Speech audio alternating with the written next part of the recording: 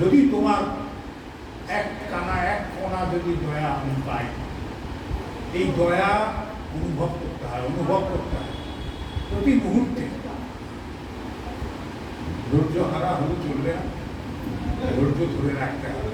আচার্যদের শিশু দ্বারা ওই সময় সারা পৃথিবী বেতাল হয়ে গেছিল।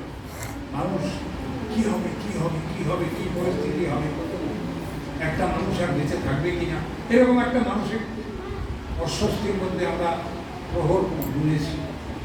আজকে সেই জায়গায় আমরা যারা আছি খারাপ নেই। হ্যাঁ, শরীর আছে, জ্বালাও আছে, জ্বালাও আছে।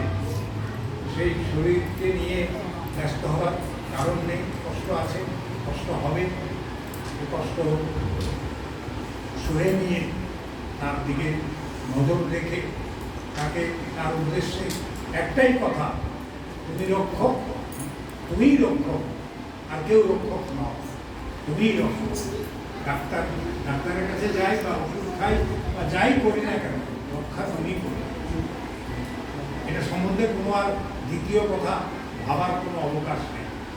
চিকিৎসা এবং সামাজিক গঠন যা আছে, এগুলো যে যেমন পারেন সামাল দেয়। পারিবারিক স্থিতি, এগুলোতে একটা মহা দোষে দুষ্ট হয়ে আছি আমরা।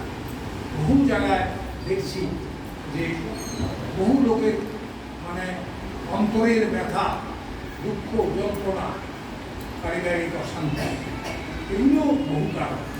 সব কিছুর কারণ তিনি, আর সেই সব কিছু কারণের উদ্ধারদাতাও তিনি। তাই একটাই কথা বলছি যে ধৈর্য ধরতে হবে, তাকে অনুভব করতে হবে। রক্ষক তিনি, রক্ষা করবেন। ভালো থাকবেন সকলে। জয় হোক।